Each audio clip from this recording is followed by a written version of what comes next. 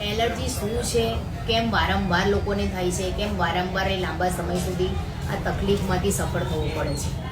તો એલર્જી શું છે એની માહિતી આજે હું તમને આપીશ.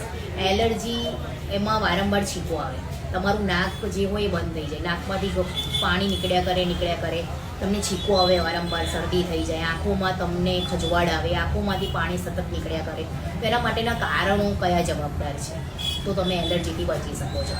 તો કોઈને ધૂળ, એના રજકણ, માટીના, ધુમાડો, કોઈ સુગંધની કોઈને એલર્જી હોય કોઈ વસ્તુની, એ વધતી જાય તો તમારી એલર્જી બી સતત વધતી જાય છે. કોઈને સિગરેટ, બીડી, તમાકુ એની કોઈ એલર્જી છે, એના ધુમાડાની એલર્જી છે તો એ વધતી જાય.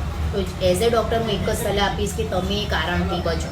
જે વસ્તુની બધા વ્યક્તિ પ્રમાણે જેને કોઈને એલર્જી અલગ અલગ રીતે થતી હોય છે, કોઈને ધૂળની હોય, કોઈને માટીની હોય, કોઈને ધુમાડાની હોય, તો એ વસ્તુથી તમારે બચાવ કરવાનો છે. માસ્ક પહેરવાની હું સલાહ આપીશ અને તમે એ વસ્તુથી તમે થોડું દૂર રહો એની સલાહ આપીશ.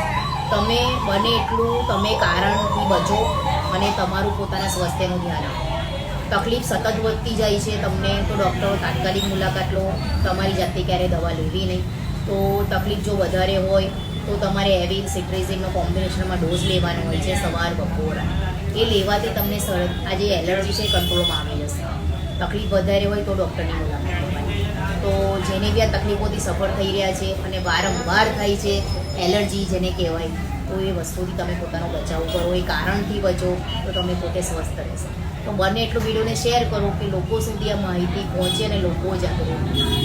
ધન્યવાદ.